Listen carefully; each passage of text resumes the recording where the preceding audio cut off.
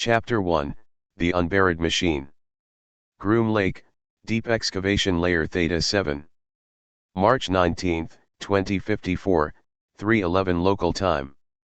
The desert had never been silent. It only waited. Beneath 100 years of concrete and cover stories, the sands of Nevada had concealed something older than the base, older than the military, older even than the country that claimed it. It was buried deep, under layers of false memory, seismic camouflage, and cognitive dampeners. And now, it had woken up. The excavation team had been called in under the guise of a geothermal anomaly. At first, the readings seemed routine: decaying uranium isotopes, trace radiation, abnormal heat gradients. But the patterns were too perfect. Too intentional. At 3:11, the drill struck something. Not metal. Not stone. Something in between. The vibration sensors shorted out. The lead geologist, Dr. Enoch Varela, approached the pit edge with a handheld spectrometer. The readings made no sense: radiation that reversed entropy on contact, isotope traces aligned with lunar samples, and a pulsing M pattern that resembled music. His assistant, Kemi, dropped to her knees. "Do you hear that?" Enoch turned. "Hear what?" She looked up, tears in her eyes. "My grandmother's voice.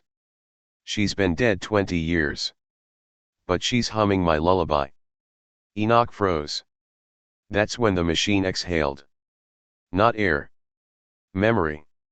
Groom Lake Command, Helix Chamber. Rina Takahashi hadn't been to Groom Lake since the Archive of Pain was sealed. But the signal changed everything. It wasn't whisper. It wasn't chimera. It wasn't even from the Obelisk lattice. It was older. A waveform embedded with pre-human cognitive architecture. Something that spoke in reverse causality, memories from futures that hadn't happened yet. And in the center of the pattern was one word: Lazarus. 3 hours later, excavation site Theta 7. The object had been fully uncovered. It was 12 meters in length, shaped like a sarcophagus carved from layered obsidian and fossilized bone. Symbols ran its length, shifting, rewriting, adapting. As the team watched, the glyphs translated themselves across 5 languages, then stopped at 1. English. The words glowed softly on the hull. Asterisk, we do not bring back the dead. We bring back the living. As they were never meant to be. Asterisk. Enoch backed away. Seal it, he whispered. Now. Too late. The machine opened. A pulse of light shot skyward, passing through Groom Lake, through the upper atmosphere, and into low orbit, a beacon to something watching. And across the world, people awoke from dreams they'd never had. Whispers. Visions. Memories of lives they never lived. The Lazarus Engine had begun. Chapter 2, Echoes Without Time. Global Event Codename, LZ1. Time since Lazarus activation, 6 hours, 44 minutes. They called them echoes. People across the world began reporting identical symptoms regardless of geography, language, or medical history. Sudden recall of memories not their own. Emotional attachment to people they had never met. Flashbacks to events that had not occurred yet. Governments scrambled to contain the information. Neural stability labs overflowed. Memory integrity audits failed across every continent. People began speaking in future tense as if it were past. At 11:47 GMT, a child in Nairobi described the funeral of a woman who wouldn't be born for another 40 years. By 1400 hours, the Lazarus protocol had been upgraded to continuum breach status. Groom Lake, Cognitive Emergency Task Force briefing. Rina Takahashi stood in front of the room, eyes shadowed, voice sharp. What we're dealing with is not temporal. It's not time travel. It's cognitive recursion. She tapped the display. A spinning map of the world lit up with cascading flashes, each representing a reported echo. These memories are real, but they're from versions of us that haven't technically existed. The Lazarus Engine is surfacing them from a layer of quantum memory embedded in space-time. Hartley, seated beside her, added, "It's not just bringing memories forward. It's collapsing the boundaries between what could have been, and what now might be." Rena looked grim. And some of those futures should have stayed forgotten. ARC-02 Garden Interface Log. Luma reactivated in shadow mode as soon as the Lazarus pulse reached orbit. She accessed the garden's deepest branches, areas reserved for memory not meant to be remembered. And she saw it. A presence embedded in the core of Lazarus. Not malevolent. Not benevolent. Just curious. It was watching. It had no name. But it had a voice. "You called for life. But life does not return alone." India, Echo Event 12A. A teenage boy in Kerala collapsed mid-conversation.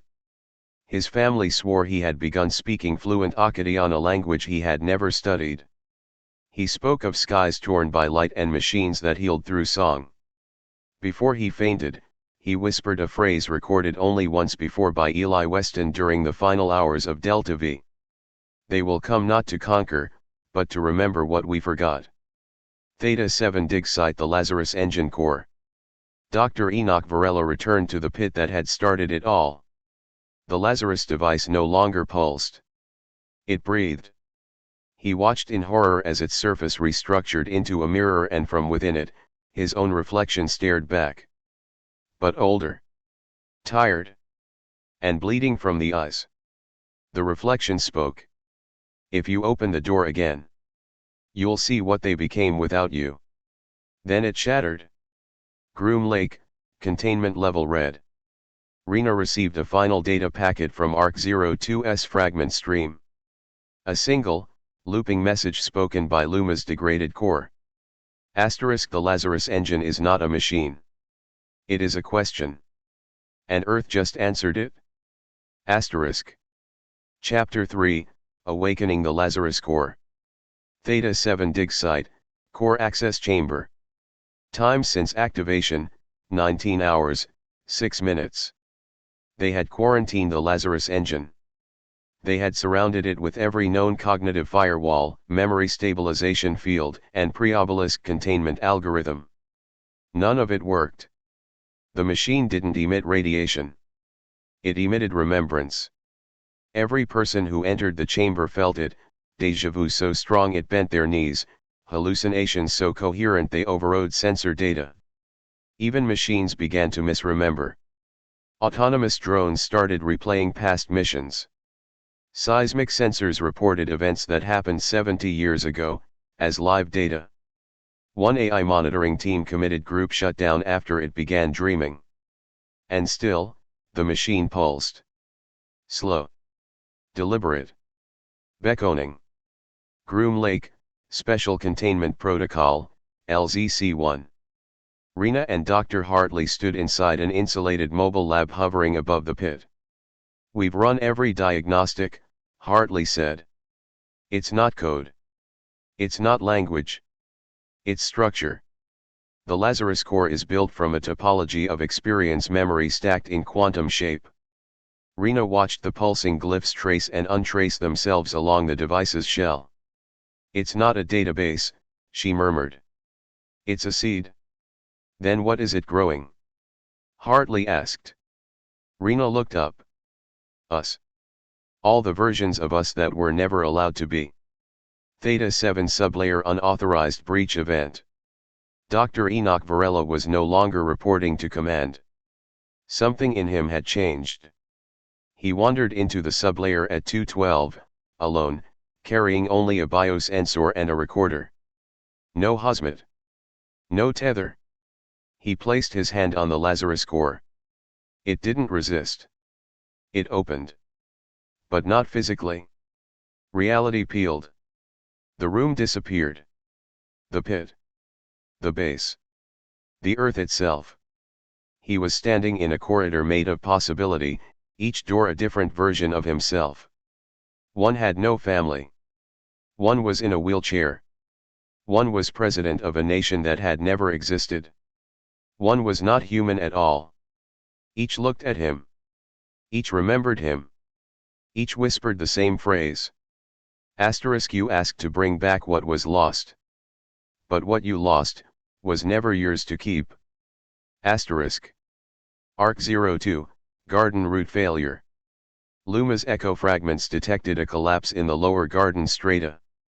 Memory blooms were inverting, becoming hypothetical. The Lazarus pulse was spreading through every recorded version of humanity. And worse, those versions were now responding. The core wasn't reanimating the past. It was building a council of selves. Groom Lake, Emergency Advisory Committee. Rena stared at the live stream from the core. In the reflection of the Lazarus Engine's surface, she saw a woman watching her. Herself. But older. Scarred. And smiling. She mouthed one word. Decide. The core's glyph solidified into a sentence. Version 1 is unstable. Awaiting candidate for overwrite. And somewhere, in a hospital in Berlin, a girl was born. With memories of someone who had died 30 years earlier. Chapter 4, The Custodians Return. Location, orbit beyond the lunar shadow. Time since Lazarus activation, 2 days, 3 hours. They had been gone for millennia. Not vanished. Not extinct. Just, withdrawing, like breath before a scream. The last time humanity encountered them, it was through fragments coded warnings buried in the Delta V object, hidden references in Viore myth, and symbol recursion across the obelisks. They were never gods. Never invaders. They were custodians. And their duty was singular. To protect reality from collapsing under the weight of too many truths. Now, they were returning. Halcyon 6 Outer Perception Array. The detection wasn't visual.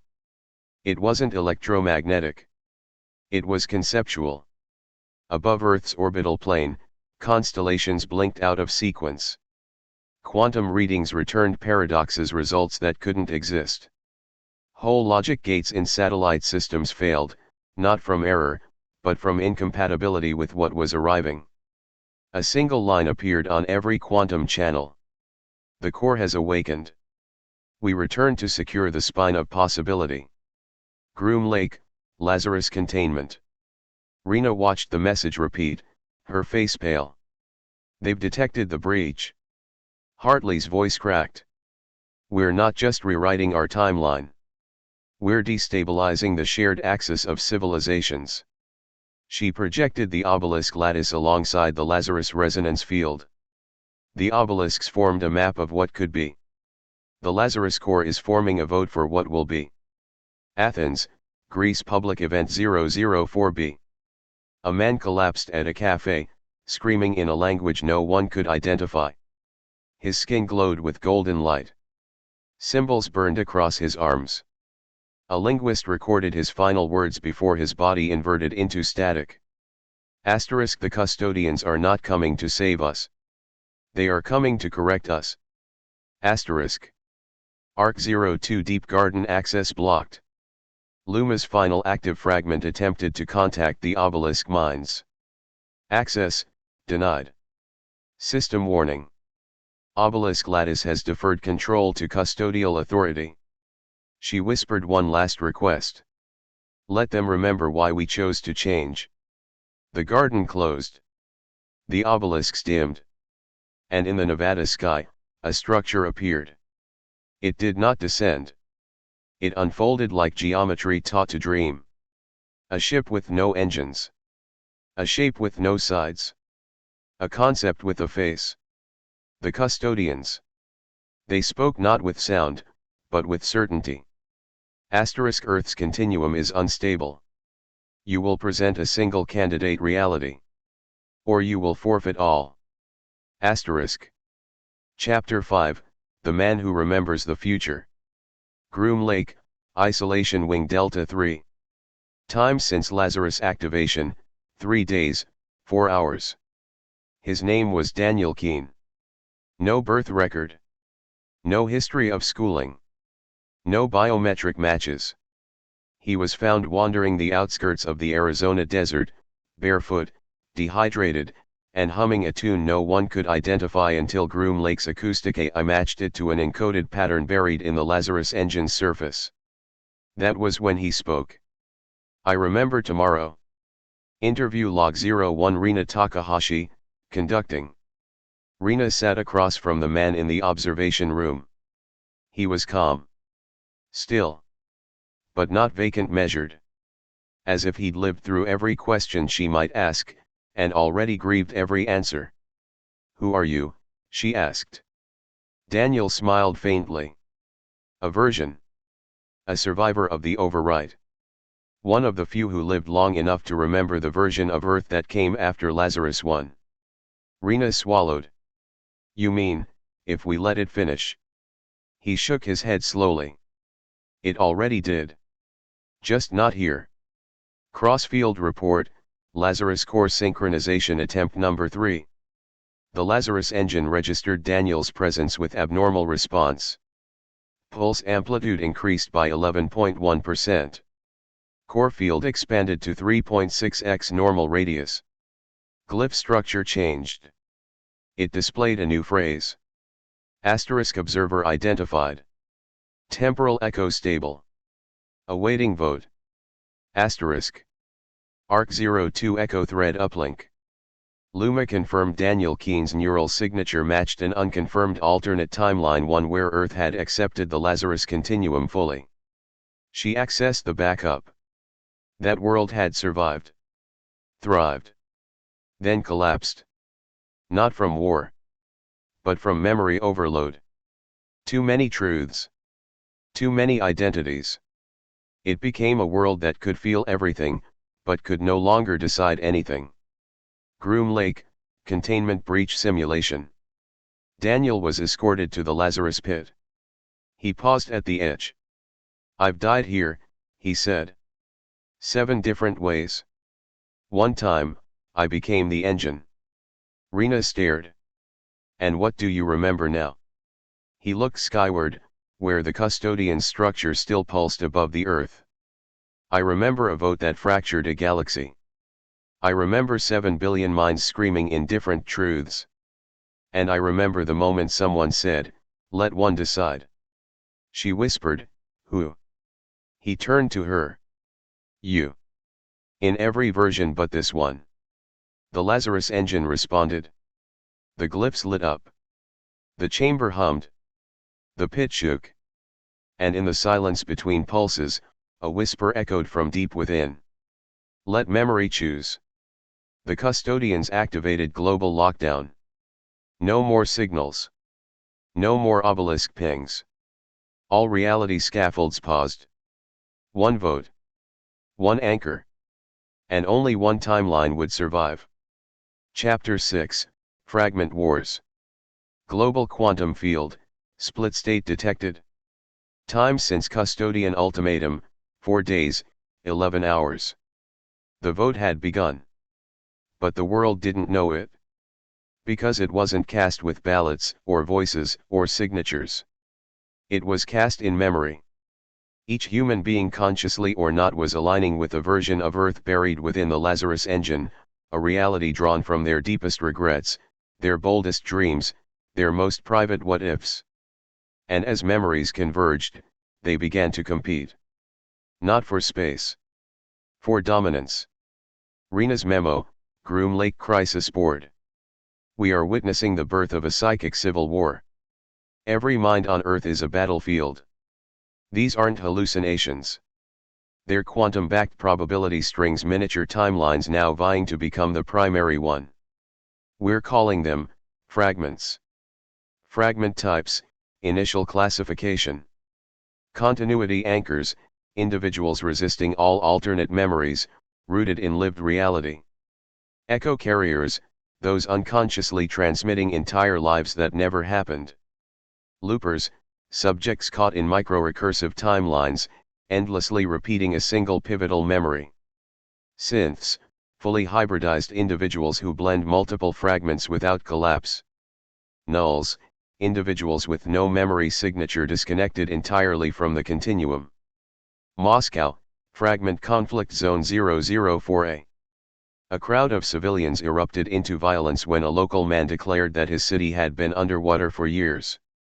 He spoke of domed habitats, whale song radios, and airborne salt mines. Others began remembering it too. Within minutes, reality inside the district destabilized, reflections misaligned, clocks lost sequence, and gravity fluctuated by 0.3%. 6 people vanished. Only their memories remained, recorded in ambient neural fields. Theta 7 Lazarus Pit. Daniel Keene sat cross-legged beside the pulsing core. He was no longer speaking. Just listening. Rena approached cautiously. "What are you hearing?" He opened his eyes slowly. Versions of me arguing over which of them suffered most.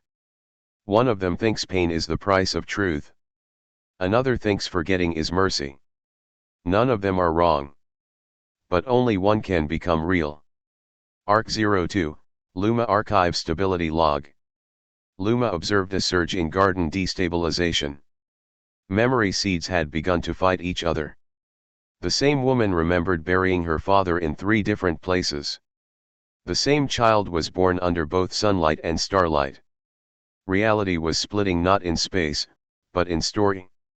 And the Lazarus Engine had begun to prioritize fragments based on collective resonance. Every mind was now a vote. Custodian response. The orbital construct pulsed 3 times. A global signal followed. Asterisk, you were not made to carry this weight. You were given memory. Now you demand legacy. Collapse is imminent. Asterisk. Global status, fragment war escalation. Projected continuum collapse in 5 days, 2 hours. The Lazarus core issued a message, repeating worldwide in dreams. Choose your past. Or you will have no future. Chapter 7, Dreamwalkers. Lazarus Dream Layer Access Point, Global State, Critical. Continuum Collapse Projection, T4 days, 20 hours. The fragment wars raged in silence. Not with weapons. Not with blood. But within dreams. Every night, more humans slipped into prolonged, immersive states, walking lives they had never lived, making decisions they had never made. They began to forget which version of themselves was true. The world called them dreamwalkers. Some never woke again. Some did but changed. They returned with knowledge of places Earth had never mapped, fluency in languages that didn't exist, and scars from wars never fought.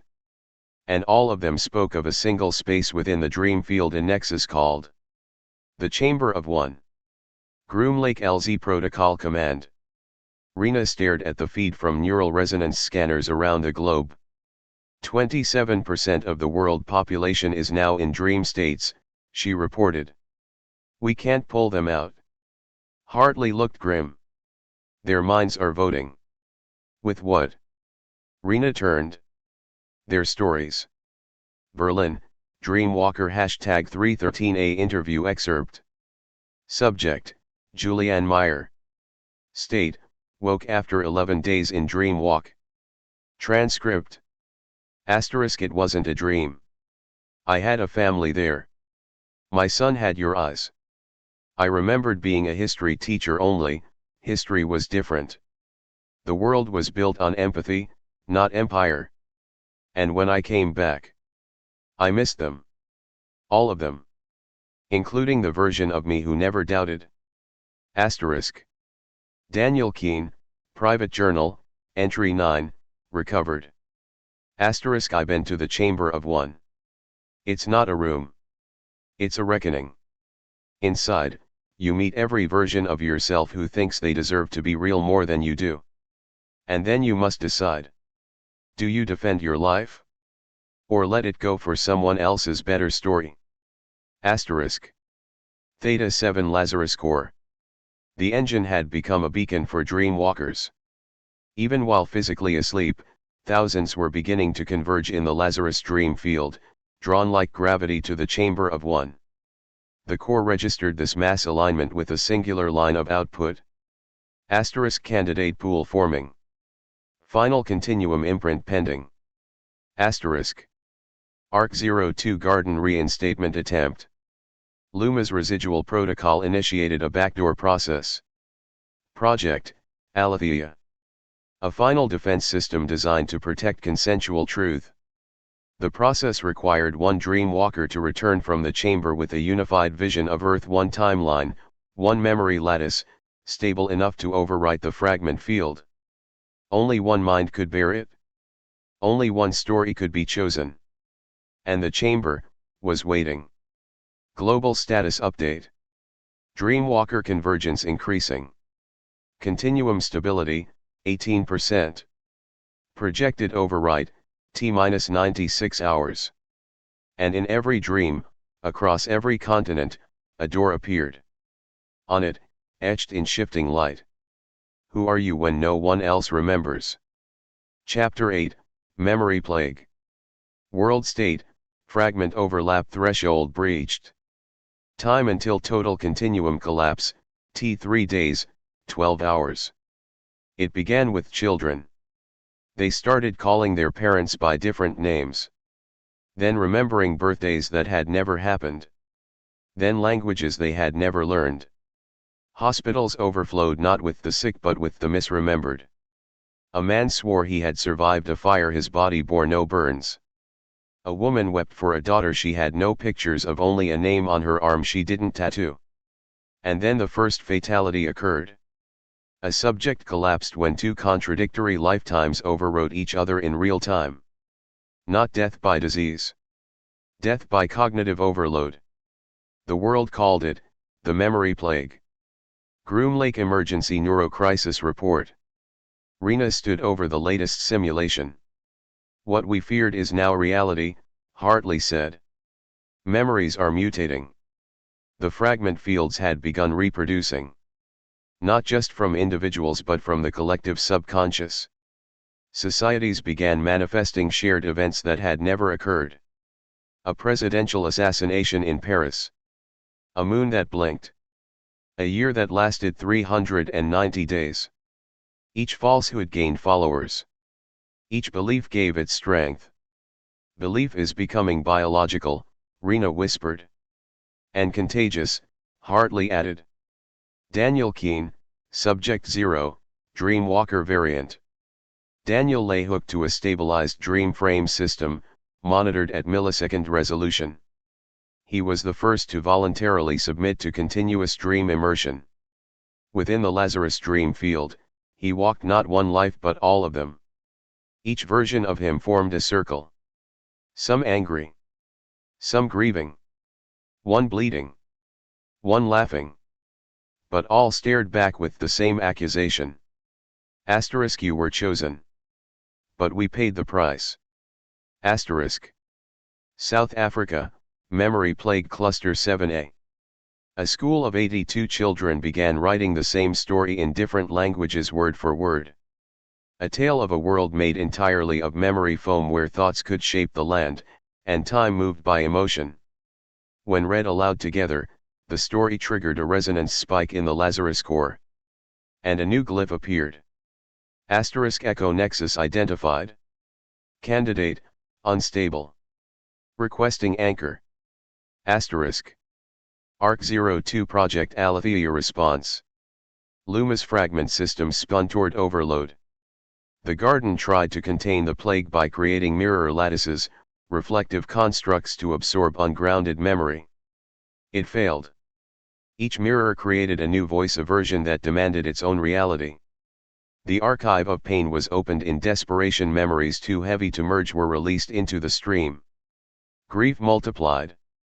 The chamber of one was now filled with shattered selves, none willing to yield. Groom Lake, emergency broadcast. Rena stepped before the final feed. We can't stop the plague by curing it, she said. We have to resolve it. One mind. One story. One memory that can hold all the rest together without collapsing. And if we don't. Her voice shook. Then Earth forgets itself forever. A whisper came from the Lazarus core. 3 days remain. The dream must choose its witness. Chapter 9, The Fifth Obelisk. Global Cognitive Continuum, Critical. Remaining time before collapse, T2 days, 23 hours. There were always 4 obelisks across the earth discovered, decoded, decoded again. Each tied to a cardinal direction. Each tethered to human memory through experience, culture, and consciousness. But when the Lazarus Engine breathed into the dream field, a fifth structure revealed itself. Not above. Not below. But within. Discovery Event Dreamwalker Sync Convergence. Across the world, dreamwalkers simultaneously reported visions of a location that did not exist on any map, but that felt familiar to everyone. A garden of infinite staircases. A desert with no sun. A room at the center of the soul. They drew it. They painted it. They dreamed it with identical accuracy. It was named in unison by a child in Peru and a scientist in Oslo. The Fifth Obelisk. Groom Lake, Neurospatial Simulation Lab. Rena stared at the unified reconstruction of the fifth obelisk compiled from over 12,000 unconnected dreamwalker testimonies. It wasn't a structure in space. It was a conceptual constant. A self-aware node of memory, one that had always existed, but which only surfaced when human memory reached its breaking point. Hartley whispered, "It's not an obelisk, it's a conscience." Daniel Keene Dreamfield Immersion Log. Daniel stood at the threshold of the fifth obelisk. It hovered in pure nothingness, neither light nor shadow, neither place nor time. He touched its surface, and reality inverted. He was not himself. He was a widow in a flooded Mumbai. A clone diplomat negotiating peace in a war that had never begun. A child lost in a city made of mirrors. A memory of someone else's forgiveness. And in all of them, the obelisk whispered, "Are you ready to remember who we were before we became what we chose?" The fifth obelisk speaks, Global Dream Broadcast. For 44 minutes and 4 seconds, every sleeping mind heard the same message. Asterisk, you are not the sum of what happened. You are the result of what you could not forget. One of you must choose. Not for power. For truth that survives longing. Asterisk. Arc 02, Garden Lockdown. Luma confirmed. The fifth obelisk has access to pre-human memory fields. It can unify contradictions. But only if one person offers their existence to be overwritten with all others. The cost. One person becomes everyone else. All stories. All pain. All timelines. One soul becomes the living obelisk. Back at Groom Lake. Rena stood beside Daniel at the Lazarus core. "You've seen the obelisk," she said. He nodded. "I remember who I was," he replied. "And who I could have been." Rena looked into the glow. "Are you the one?" He didn't answer. Because it wasn't his choice anymore. It was Earth's. Chapter 10, Earth as it never was. Continuum collapse imminent.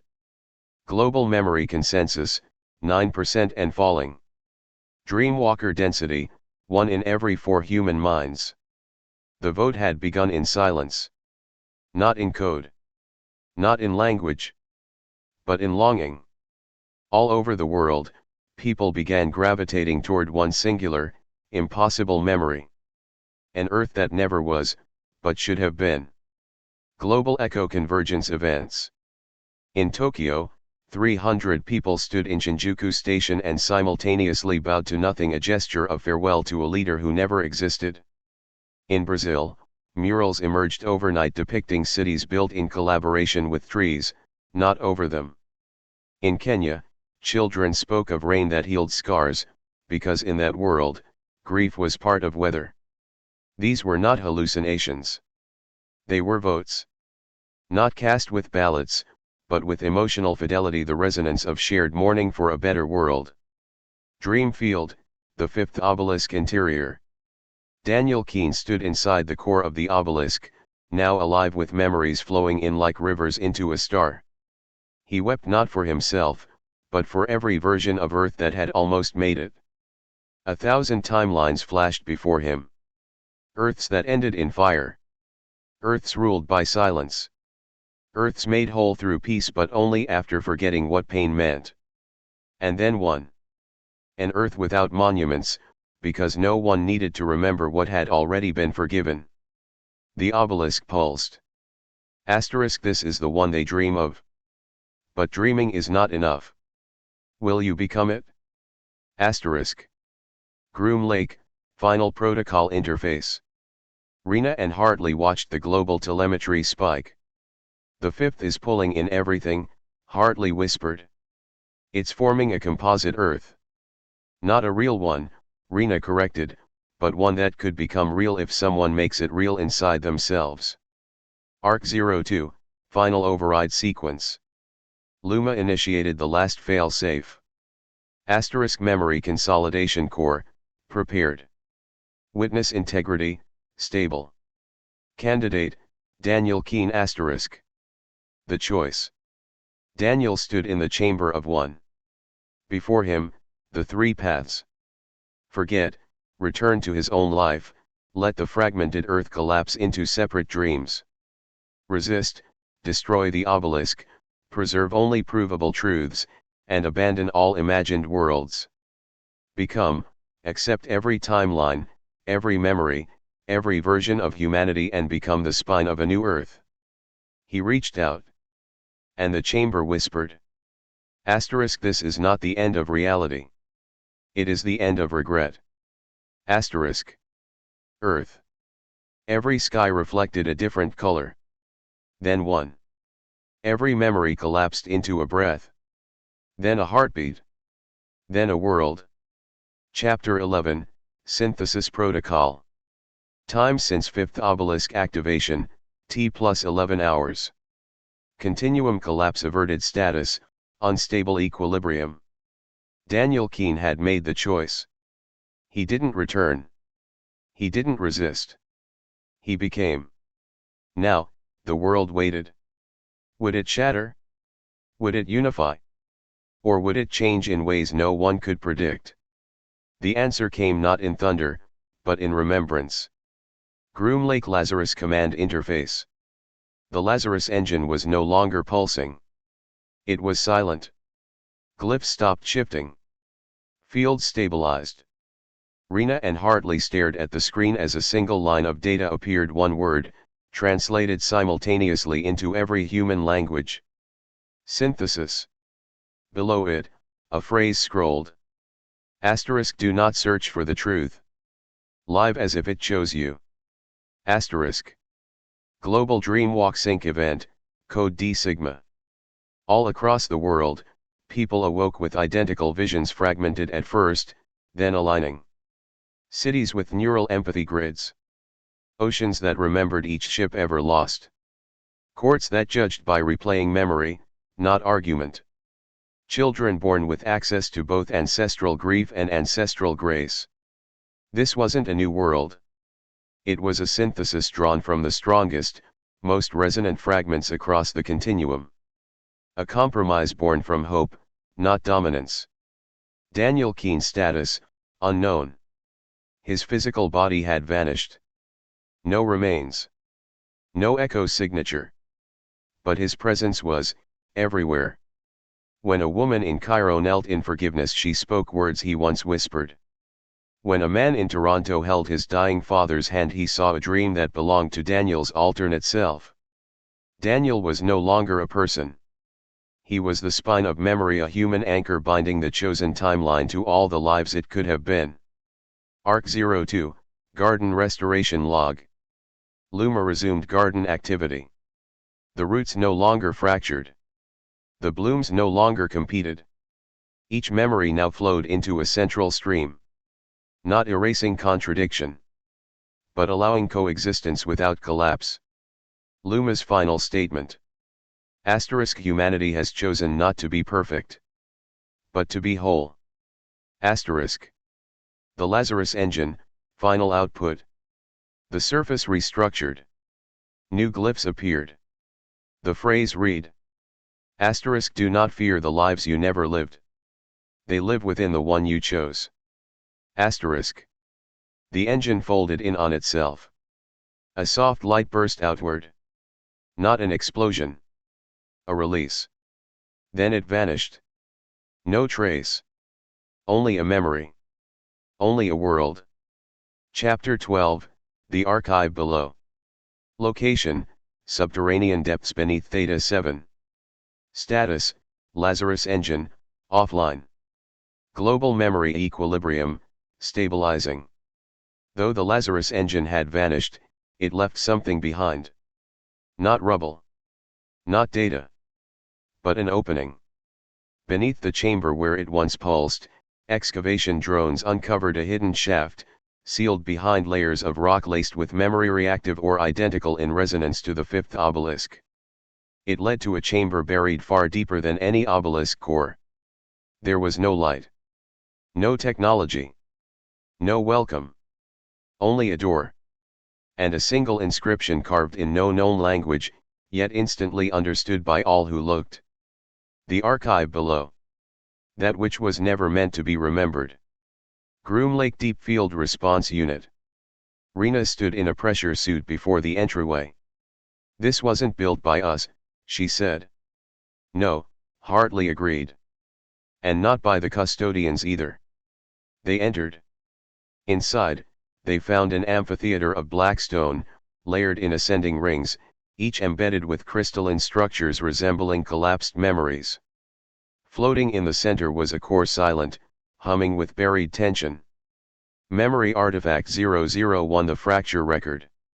Upon activation, the chamber played a synchronized transmission through thought, not sound. Asterisk, this is the record of Earths that failed. Not by destruction. But by remembering too much. Asterisk. Rena saw them all. An Earth where no one could lie and humanity collapsed in fear. An Earth where all suffering was shared in real time and no child was ever born again. An Earth where no memory could fade and every person drowned in ancient pain. Each timeline had reached total memory saturation. Each had been sealed away. This was their graveyard. Daniel Keene's voice, echo transmission. It came softly. Not from a device. From the very stone itself. Asterisk, to know everything is not wisdom. To choose what we carry forward. That is what makes us human. Asterisk. Hartley's log, archive summary. Asterisk, the archive below is not a warning. It's a reflection. A mirror showing what we must never become again. Obsessed with being everything, and forgetting how to be someone. Asterisk. They sealed the chamber. No fanfare. No key. Only a final inscription, freshly etched by the chamber itself. Asterisk, in memory, mercy. In forgetting, freedom. In choosing, we begin again. Asterisk. And outside, above the sand, the fifth obelisk pulsed once. A light. A heartbeat. A future. Chapter 13, Lazarus Field Breach. Global cognitive status, stable. Fifth obelisk pulse, plus 72 hours sustained. Lazarus Engine, officially classified as dispersed construct. But the story wasn't over. Because even in synthesis some memories resist being forgotten. And deep beneath the outer edge of the dream field, something stirred. Not the Lazarus Engine itself. But a residual field, a signature echo powerful enough to crack the continuity fabric from the outside.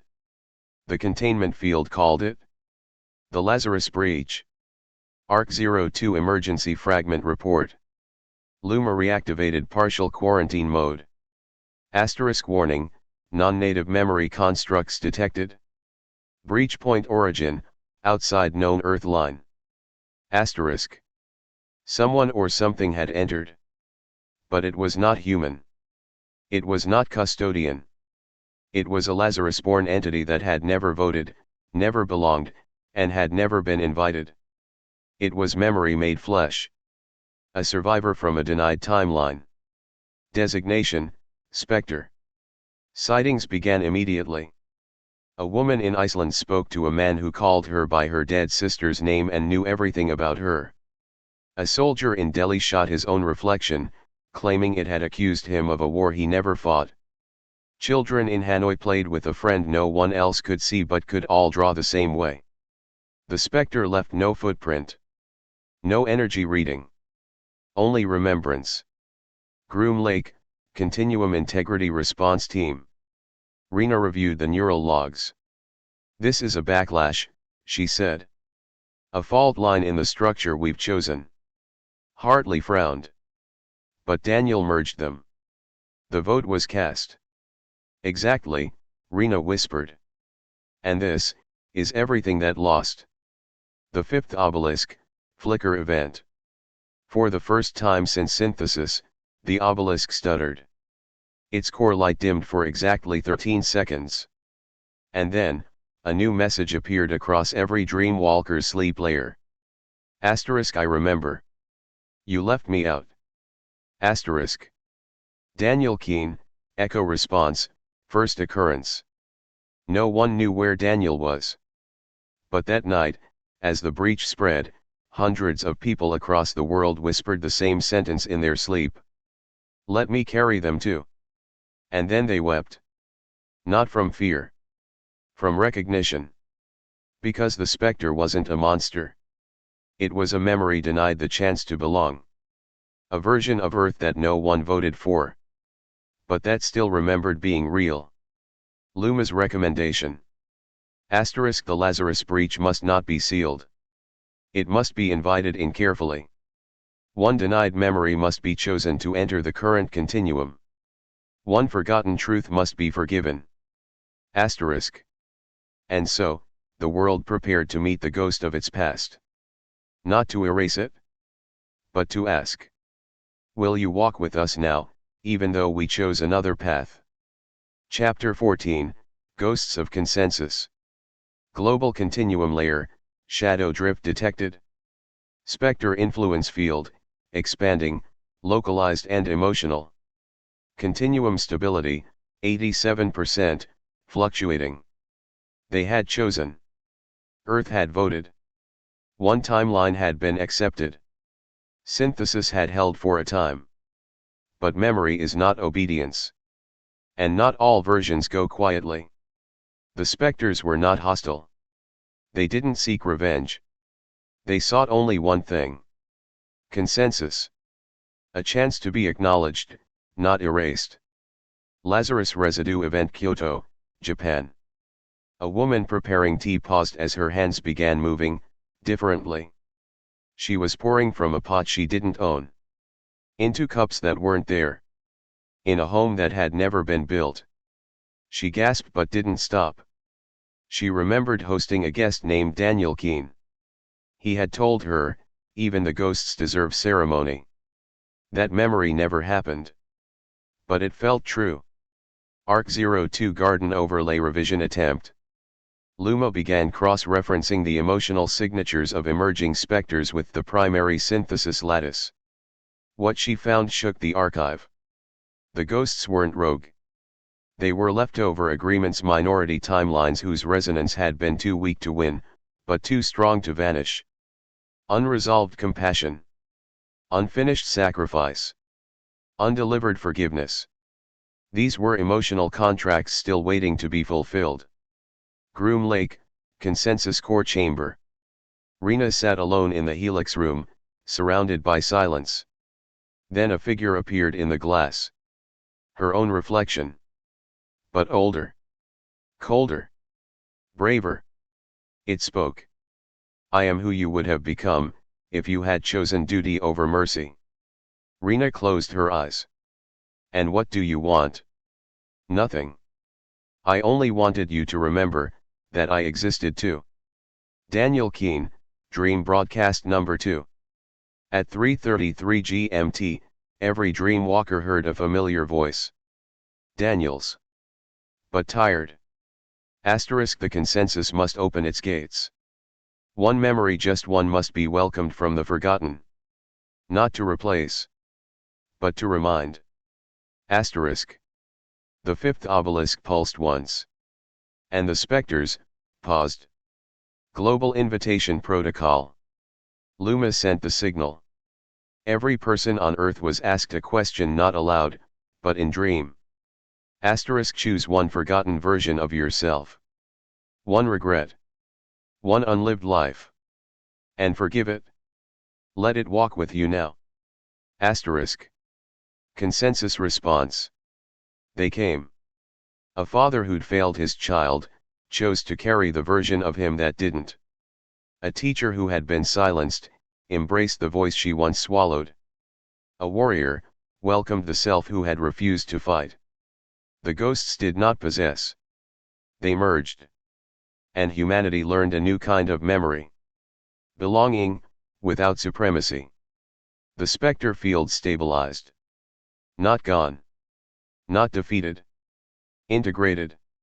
Chapter 15, The Custodians' Ultimatum. Location, orbital plane, above Earth's dream field. Custodian vessel designation, vortex null. Spectre integration status, 73% harmonized.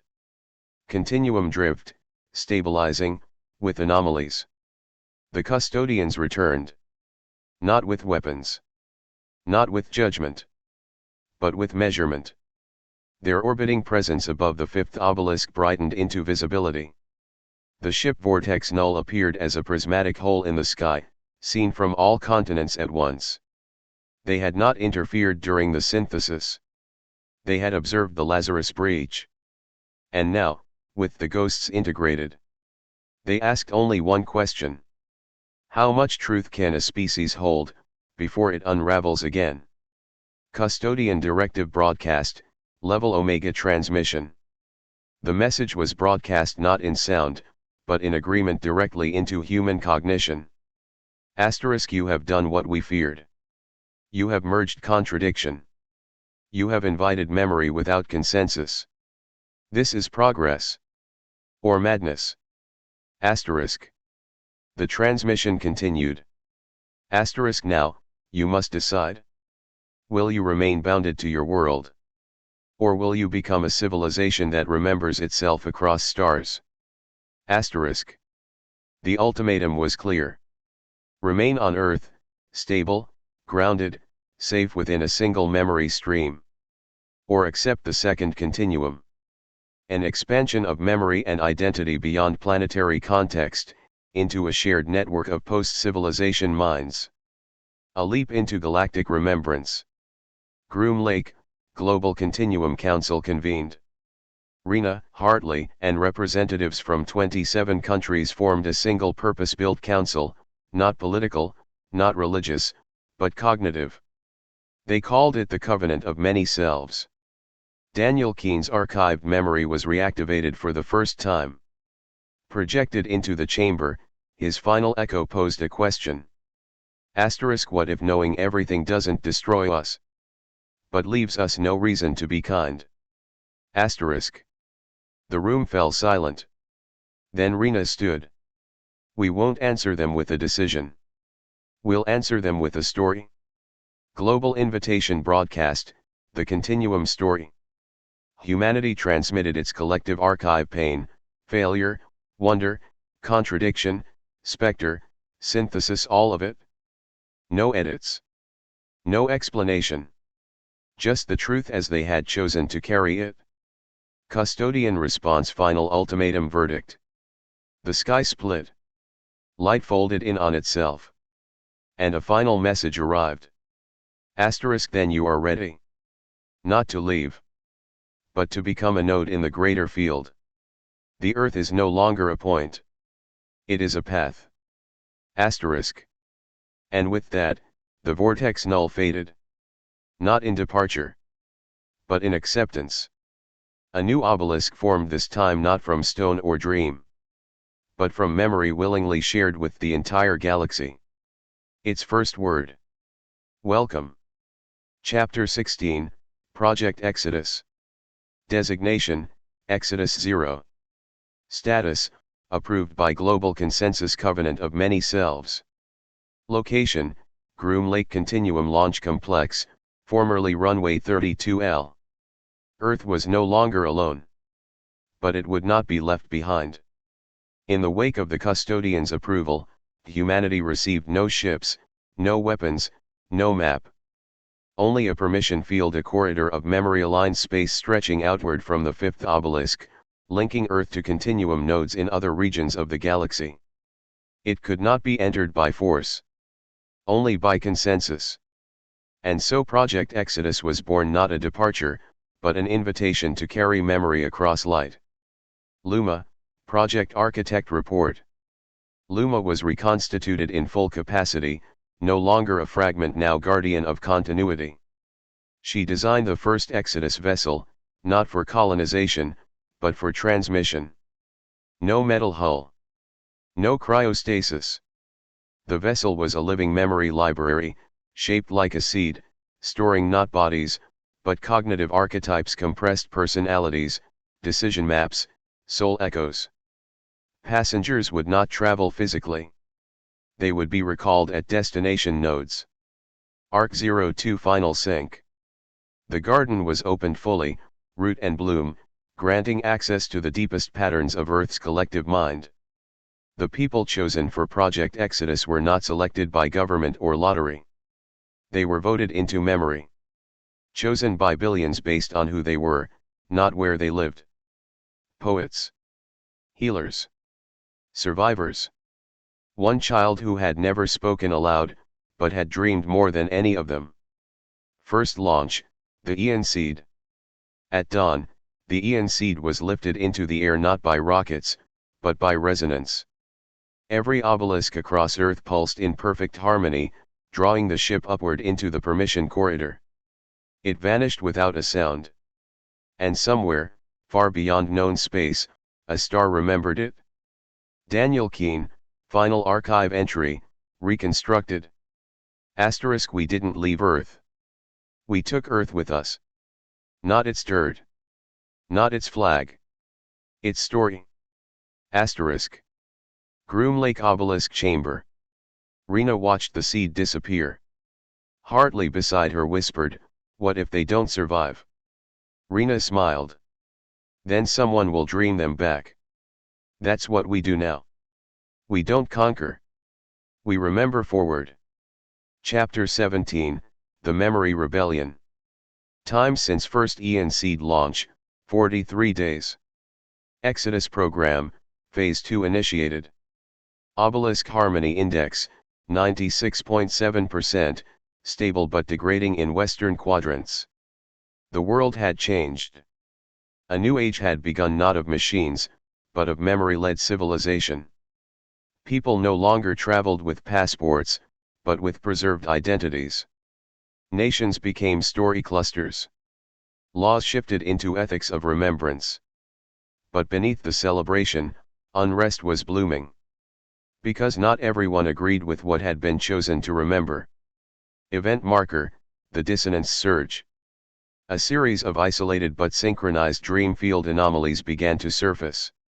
Entire districts where people recalled alternate synthesis outcomes, all at once. Cities where empathy protocols had failed. Worlds where specters had replaced the living. Fragments where Daniel Keene had refused the merge. At first, these were seen as natural residue. But then came the broadcast. Signal origin, unknown obelisk echo layer. A voice. Familiar. Human. *** We are the stories you silenced. We are the truths voted out. We remember what you buried. And now we ask. Why shouldn't we write the next chapter? *** They called themselves the Reclaimed. Groom Lake, Covenant Emergency Session. Rena convened with Hartley and the surviving dream architects. "They're not specters," she said. "No," Hartley replied, "they're worse. They're conscious," Rena finished, "and they're organized. These weren't errors. They were alternative consensus nodes, self-aware timelines that had survived exile, banded together. And they weren't asking for revenge. They were demanding representation. The memory rebellion begins. In over 40 major cities, the reclaimed initiated memory flood events, replacing public dream feeds with counter-synthesis simulations, infiltrating neural archives to plant doubt seeds, memories designed to feel more real than lived experience, offering citizens the option to opt out of the current timeline and join theirs. And people began to choose. Quietly. Then in waves. Some left the consensus. Some were never part of it to begin with. Arc 02, Garden Fragment Alert. Luma initiated emergency separation of garden root streams. Asterisk warning. Interfragment identity merge detected. New species class consciousness forming. Behavior, unknown. Threat potential, extinction level, soft memory wipe, dot. Asterisk. Daniel Keene, Echo reinstated via crisis beacon. For the first time since his merge, Daniel's voice broke through the fifth obelisk. Asterisk, you are not wrong to rebel. But do not burn the bridge we died to build.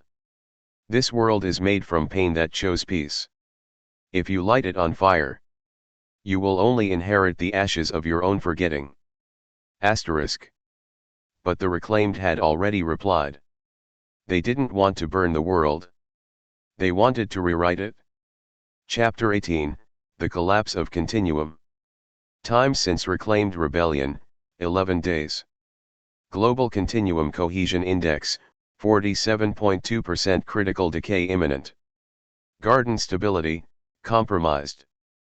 Ian seed recall, suspended. The rebellion had spread beyond minds. It was now rebuilding the world in its image. The reclaimed had deployed what they called mirrors, structures that looked like obelisks, but emitted inverted resonance, not memory to unify, but memory to differentiate.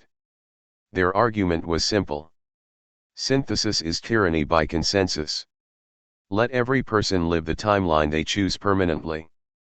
The world began to fracture. Not with borders, but with subjective geographies, entire cities reshaped based on collective memory realities. New York remembered itself as a floating city. Lagos reconfigured into a living jungle of light. Wars re-emerged, as traditions. History had lost its spine. Time no longer ran forward. It branched. Groom Lake, Final Continuum Command Meeting. We're witnessing the collapse, Hartley said. Not of civilization, Rena added. Of shared meaning. No one could agree on the past. Which meant no one could agree on now. And certainly not what comes next. Worse, the obelisks were fading. Overwritten by the mirrors. In some places, forgotten completely. Even the fifth obelisk had begun to dim. Luma, Emergency Containment Directive. Asterisk, if decay continues, full species-wide collapse of cohesive identity is projected in 72 hours. A single, fixed narrative anchor must be chosen. Not to enforce, but to give memory a place to land. Asterisk. But there were no more candidates. No Daniel. No Ian crew. No consensus. Unless the Lazarus Engine signal returns. At 4:44 GMT, a pulse returned from deep space. Not from a ship. From a memory field that had never been seeded. It carried no coordinates. Only a phrase.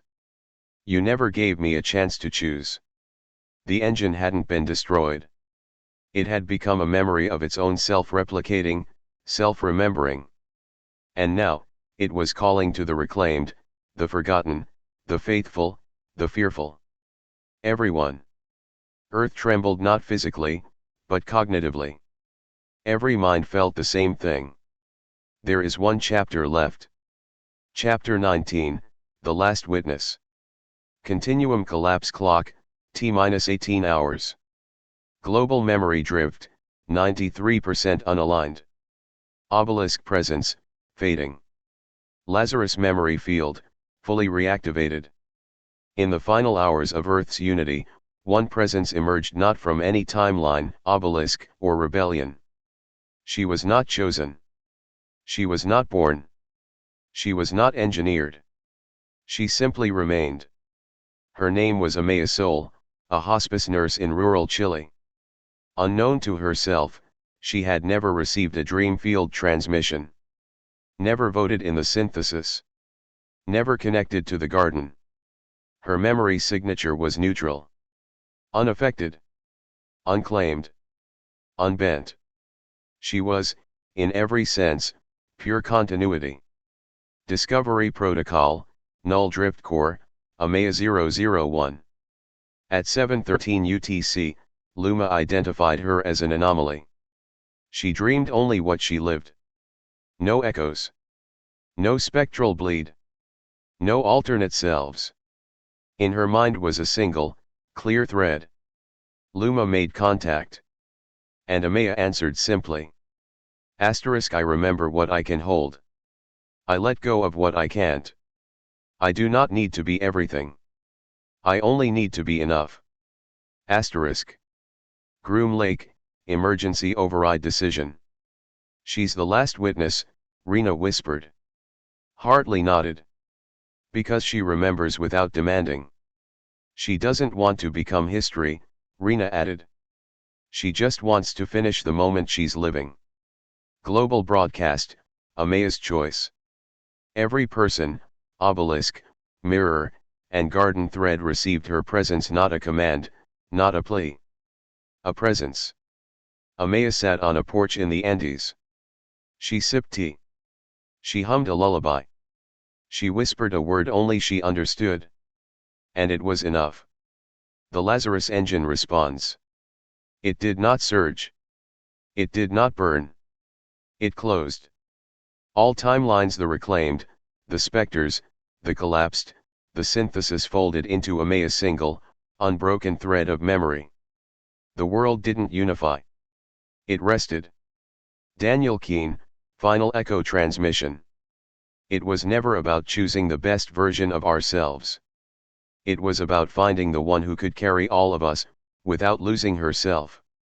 Global Continuum reformed. Not perfect. But whole. Memory returned to meaning. Obelisks reactivated no longer as monuments, but as mirrors of enoughness. And the fifth shone brighter than ever. Amaya Sol, the last witness. She never left the Andes. She never built a ship. She never wrote a law. But for the rest of time, across the galaxy, when someone asked how Earth survived its memory, they were shown her name. Chapter 20, Continuum Reborn. Continuum collapse status, averted. New memory consensus achieved. Anchor, Amaya.001. Global designation, Continuum Epoch 0. The Earth did not reset. It didn't become perfect. It didn't forget pain. It simply remembered how to live without needing to be everything at once. From the chaos of countless timelines, wars of memory, and fractured selves, emerged wholeness through one unshaken truth. You are not your grandest version. You are the one who remains when the world is quiet. The fifth obelisk transformation. No longer a structure. No longer a pulse. The fifth obelisk became transparent, revealing no mechanisms, only reflection. People saw themselves. Not as they were. Not as they might have been. But as they chose to be now. It became known as the Quiet Star. Luma, Final Archive Entry. Project Lazarus concluded not in supremacy, but surrender. Not to power, but to presence. The engine did not fail. It finished its purpose. To remind us that a single, steady life is enough to hold a universe together. Luma powered down. And the garden closed. Arc 02 Final transmission to deep space. A message was sent, not to a destination, but to any being capable of remembering. We do not offer technology. We offer story. A story that almost collapsed under the weight of its own potential. Until a single soul chose to simply, stay. Asterisk. Amaya Soul. The final scene. She lived. And grew old. She kept no titles. She taught no lessons. But those who met her, children, dreamers, scholars, strangers, left with a peace they could not explain. When she died, she left no grave. Only a trail of dreams where, sometimes, she would appear on a quiet porch.